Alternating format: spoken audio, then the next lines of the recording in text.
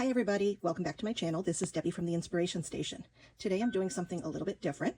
I am going to be working off of a mood board. This is a project that Janet from RTS Scrapbooking has put together. She is no longer making video content, but she's still involved in scrapbooking and had decided that this mood board magic was something she had wanted to do for 2025, but you know, life being what it is and getting in the way of things, she won't be able to do that this time. So she sent the information over to the Love RTS group, and the ladies there have published it for us. And so this is what she had chosen for the mood board. You can see all the nice fall colors here and some of the themes that we traditionally think of for fall. We've got pumpkins, we've got some outdoor campfires, we've got candles, the warming cozy feel, some pine cones, we've got the firewood or wood grains, obviously leaves, some hot cocoa or coffee or whatever your warm beverage of choice is, and we've got some apples. So a lot of different themes that can be played with here, and the two different color palettes, which are very similar. I think like the blues are pretty much the same. The tones change. We've got maybe warmer colors here and cooler colors here. So I'm going to be using this idea, using this mood board and putting together a layout. So the first thing that I did was I went through some of my stash and I found this paper pad. This is a 6x6. And it really, the colors, if I turn it this way, you can see the colors really work well with what Janet had pulled together. I think definitely more towards the warm side. So I started with that. And then I went through my stash and my 12x12 papers and came up with a couple of different things. So this is the full amount here, but of course wood grain. You know, I'm a huge fan of wood grain. Now, on the mood board, there is also sort of a cream color or an off-white rather than white. So I went and I dug out some scraps. This is, I think it's called milkweed. It was a paper that I got either from the paper cut or it may have been Hero Arts cards, but no, I'm pretty sure it was from the paper cut, and I think it was called milkweed. So I don't know if you can see it in the camera, but there's little specks of whatever inclusions in it. So it's not a solid, and I like that. It kind of breaks up things. So I chose those because I'm going to use them to map my photos. I am using two 3x4 photos. These are the photos that I've chosen, and I've chosen to use a sketch from Allison Davis. Now this is a paid sketch. It was from one of her classes. It's called Two Photo Sketches. I don't know if it was a class or just a sketch bundle that I bought. So I can't show you the sketch itself, but I'm going to be using these two photos of two of my grandsons carving pumpkins. They're so funny because neither one of them like the squishy guts inside the pumpkin. So the faces are just precious. So I'll be using those. Then in my pursuit of embellishments, I got sidetracked. My ADHD kicked in, and I ended up going through my color boxes. I was actually looking for Halloween embellishments, and my friend said, oh, they're probably in your orange color box. Well, they weren't, but I did find some other things in there. So I found these. They're kind of puffy. I guess they're puffy stickers. I honestly don't know what company they came from, but the orange in them works perfectly with the orange in my photos. So those I think are going to definitely make it onto the page. Stick those there. Same friend then gave me some of her Elle Studio fall collections and to work with. And so I have all these die cut leaves. Now I may or may not use them. I really like them, but they have the white border, and I'm not sure, unless I do use this, which has some white in the background, I don't know how well those are going to work with my cream color paper. I know you can mix the two. You know, it's not a steadfast rule that you can't use white and cream at the same time, but sometimes it just doesn't look right to me. So I'm reserving my thought on that. The other things that I had also have a white border on them, and these are from Simple Stories. This was from one of their page kits, which I guess they're not doing anymore, but it was a beautiful page kit. And these are just some of the punch-out die cuts that came in that collection, or in that kit, and I really like those as well. Now, it's a different feel, obviously. We've got, these are more realistic looking, and these are obviously more illustrative, so I'm sure that I can mix some of them. You know, if I want to use this red, I think that'll still work in here. Some of the others, you know, maybe not this green. It doesn't work to my eye. It doesn't work with this more photorealistic one. So I don't know how that'll work, but I've pulled it as an option. The other thing that I found in that Elle Studio pack, it might have been a separate one. This was, she gave me two of them. One was Halloween and one was autumn. So I think this was the autumn one. And then these came out of the Halloween, which were just some words, pumpkins and more pumpkins, please. again, this is white, so I don't know, but I did find this little, I call it a flash card, and it's in the more of the cream tone. So if I need that, that may work.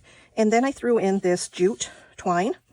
I may use it as is, or I'm going to attempt to stitch with it because there are lines of stitching on the sketch that I'm using. And I started playing with it, and it feels pretty much the same thickness as 6 strands of embroidery floss, so I think it might work, but I will have to test it on some scrap paper, scrap cardstock, to make sure that it doesn't tear through the paper or whatever. And I'm not sure how I'll like it with using it as stitching, but I thought it was worth a try. So that'll definitely make the kit, whether it ends up on tags, as bows, or part of the stitching. So that is my page kit for this. I know a lot of the ladies are doing actual kits, or what they're calling kits, that have a ton of stuff that matched what Janet had provided in her kits to Scylla and, shoot, I forgot the other lady's name. Teresa, maybe? I'm sorry. I'm really sorry. I forgot. But I know Scylla was one of them. I saw her video. And Janet had sent them each a kit of what she was thinking would match this mood board. So they pulled together really large kits, lots of papers, collections, embellishments. Well, actually, I guess Janet pulled it together and sent it to them. But some of the other ladies that are participating in the mood board magic also put together very large collections. I'm going to try and keep it just simple to one layout. I have a lot of other things going on, and I love the idea, and I definitely wanted to participate this month. But I don't think I'm ready to pull a giant kit. I'm still trying to organize a lot of stuff here, and I think if I pulled all that stuff out for a kit, it wouldn't get put back where it belongs, and then I would just have another thing that I need to reorganize and find a home for. So I think I'm going to just stick with this page, see how it goes, and then make a decision after that. If I have other photos that I want to scrap, maybe I'll put together another collection, or if I have some leftovers. But I think this is going to do it for this layout. I will stop the camera, and then I'm going to start putting it together, and hopefully fast forward through it so it's not too long, but you can see what I end up doing with it. All right, so just hang in there. To get started, I decided that I would use the wood grain as my mat for the entire layout. So I'm just going to take a minute here to gut the center out so that I can use that extra piece on another project. I chose a cream background to go with just the mats that I had on the photos. And then I went through all of the papers that I chose and cut them down into the size that was on the sketch. I think for this one, the script one, I went a little wider just because I wanted a little bit of variety. I think they were all 3 inches wide, and I thought it might look better with a little bit wider piece in the center. Now for the 6-inch pieces, I do cut them into 2 pieces, and then I'll put them together later. I'll match them up and make them so that they're longer than the 6 inches. Now this plaid I thought I was going to use as it was, but I ended up cutting it and just using this tiny little strip of it on the outside of a couple of the pieces. That was not a detail that was in the sketch, but I just thought it helped break up all those patterns that kind of read as solids, and I really liked that little bit of a plaid in there to break that up. It also brought in a little bit of lightness with the cream color in that plaid. I decided I needed to ink the edges. There was a white core on several of those papers, so I chose Tim Holtz Gathered Twig to ink the edges and bring a little bit more warmth to the paper. I didn't really want to do a heavy inking, but just enough to take away that edge. So I'm going to lay out all these pieces again, and you'll see I keep going back and moving them. I had the sketch off to my left, and I kept referencing it to see how did Allison place these papers, because they were kind of bumping up and down, and I liked the way that she had designed it, and so I just really wanted to make sure that I was following what she had. So as I'm looking at this now, I guess I did use the 3-inch strip of that script paper. I didn't use the wider one. Now I'm bringing my photos back in, and I did want to add the stitching that she showed in the sketch, and I find that the easiest way to add stitching is to use a pencil and draw the line first, and then pierce the holes, and once all the holes are pierced, then you can use an eraser to erase it. But I've tried using the ruler, the piercing ruler, and it slides out from underneath me all the time, and I end up with this wonky line. So I think using the pencil and ruler is a better choice.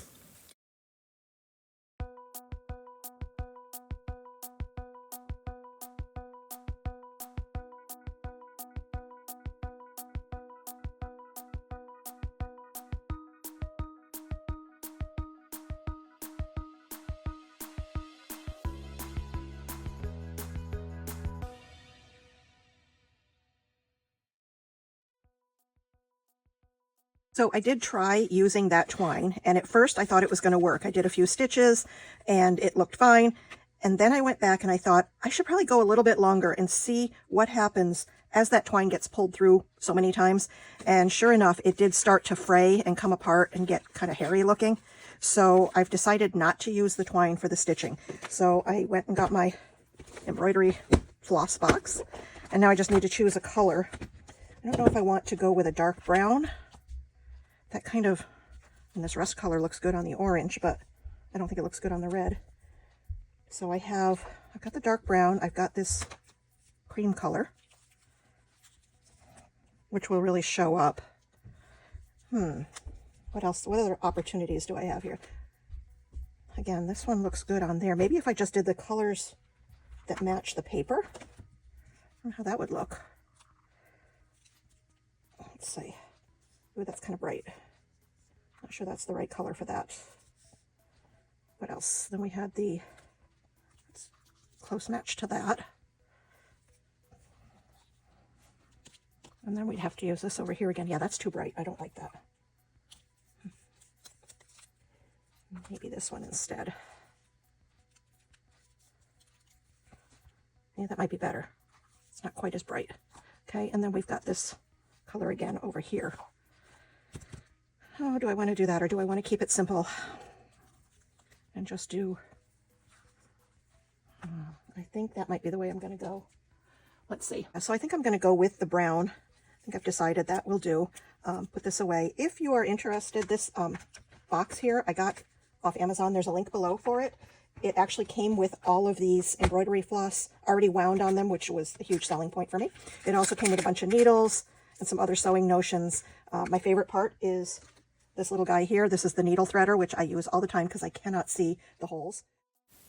So I took a minute here to show you the stitching. I started by doing the back stitch, and I decided it was too heavy, so I ended up going back and just doing this kind of running stitch, and I really like the way that looks. I think it came out much better. It shows up better as stitching. The back stitch just kind of looked like lines that were on there. So I decided to lift the photos up with some foam tape, and I used that Halloween flash card. I did have to trim it to fit it in there. And then I just spent a whole lot of time fussing around with how I was going to put all of these embellishments on. I went and I found the title. That is off an American Crafts thicker sheet. I just really liked it because the kids did not like cleaning out those pumpkins at all. And I saw the title Nope, and I thought, when am I going to use that? This is a perfect time. So, yeah, so that's going to go there. In the sketch, I think the title was at the bottom, if I remember correctly. So I didn't stick it down yet. I wanted to get all the embellishments on first and see how it looked once everything was in place. But I did spend a lot of time with these leaves trying to figure out where to put them and not have two leaves of the same color next to each other and all that fun stuff. So hold on, and I will shut the camera off and get them finished. And I did put some of them on foam tape just to raise them up.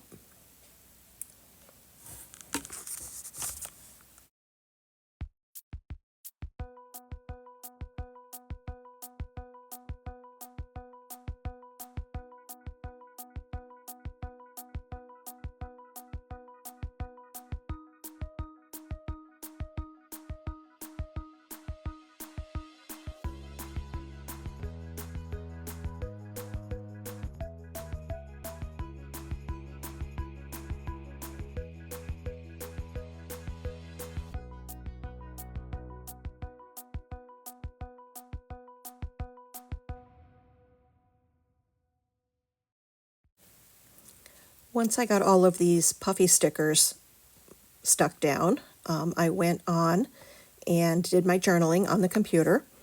I did cut them into strips so that it wouldn't cover up too much of the paper. I don't like to cover up. As it was, I covered up a lot of the stitching on the left-hand side with those leaves, and I was kind of disappointed by that.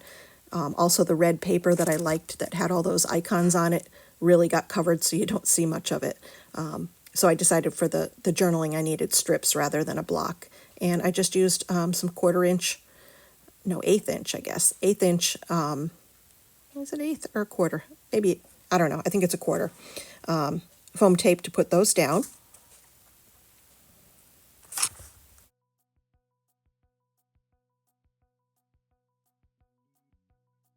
So I'm pretty much done, but I did realize after I went back and I was put some enamel dots on for some finishing touches that I never used the twine that I wanted to use.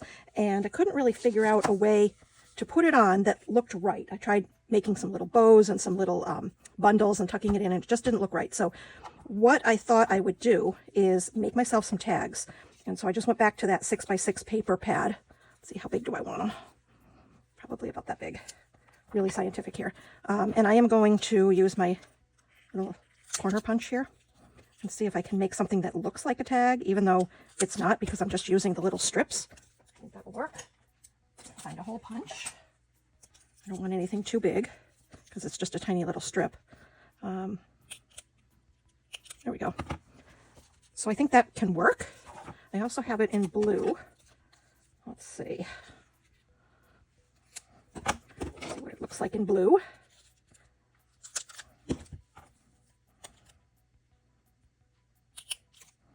Oop, I went a little high on that. I don't think so. I think I liked the orange better. It's a little brighter. Yeah, I'll do that. And then I've got my twine here, so I can just put it through. Give myself a little bit of twine. It's way too long, obviously. Let's cut that off.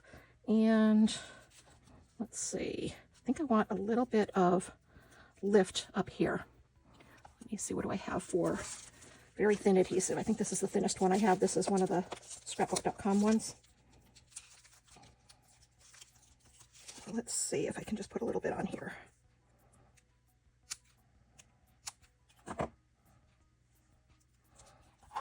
Just at the top, and then I will glue it. Sorry if I went off frame there. I can't see. I don't have any way to monitor what's being recorded. I haven't figured out that kind of setup yet, but we'll just go with what I got. All right, let's see. We don't want that adhesive coming through the hole. Get that out of the way. And then I can put this up here. Maybe a little off. No, I think I kind of like it mostly centered. Oh, I forgot to take the backing off the foam. Yeah, that would help, right? My goodness. All right. Here we go. So we have a tag up there. I suppose I could put another tag maybe down here, but I'm not sure I want that blue. I could make another orange one.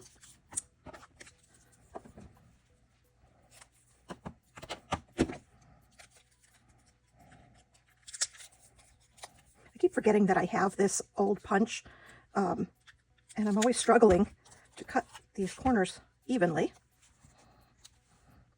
Yeah, actually, I think I like that there, so let's do that. Can you tell I'm really precise here? I pretty much do everything by eye. Sometimes it works, sometimes it doesn't. Which way did I do this? I put it in from the front on the other one.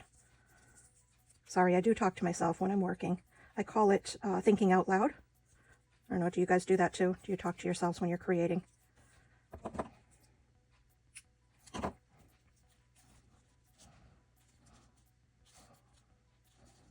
Put it down a little bit so it's down more this way. And I think the twine will be enough to lift that end.